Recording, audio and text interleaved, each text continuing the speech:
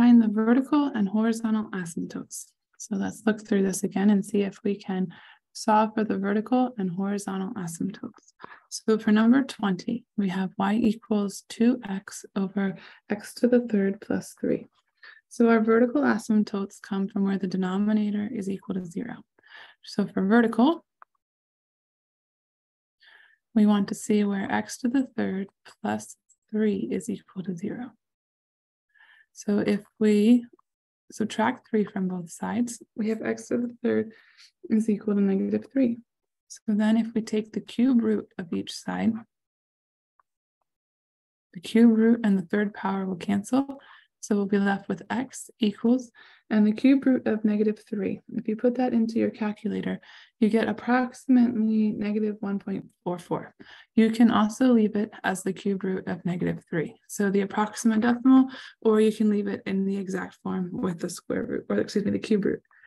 So then we're trying to figure out where we would have any horizontal asymptotes. So let's look at our degrees. So the degree of the numerator is 1. The degree of the denominator is 3. So for our horizontal, we have the numerator is less than the denominator. The degree of the numerator in this case is 1, and the degree of the denominator is 3. So that means when the degree of the numerator is less than the degree of the denominator, our horizontal asymptote will be y equals 0. Let's try number 21. For number 21, our vertical asymptote is going to be where our denominator equals 0.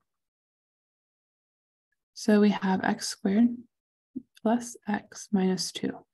So if we factor that, we need -2. So we'll have 1 negative, 1 positive, and we need positive right here. So we need two numbers that multiply to -2 and add to +1. So it looks like we need -1 and +2. So that means that x minus 1 equals 0 and x plus 2 equals 0. So if we solve that down, we get x equals 1, and here we get x equals -2. So we'll have two vertical asymptotes in this case. And then if we look at our horizontal, we need to compare our numerator and our denominator. So look for the highest degree. The highest degree in the numerator is 2. The highest in the denominator is also 2, the highest power. So the highest power is the degree of the function. So the highest power is 2 in the numerator and 2 in the denominator. So the degrees are the same. So that means that the numerator equals the denominator. So it's the fraction of the coefficients. So in this case, 2 over 1. So our horizontal asymptote will be at 2.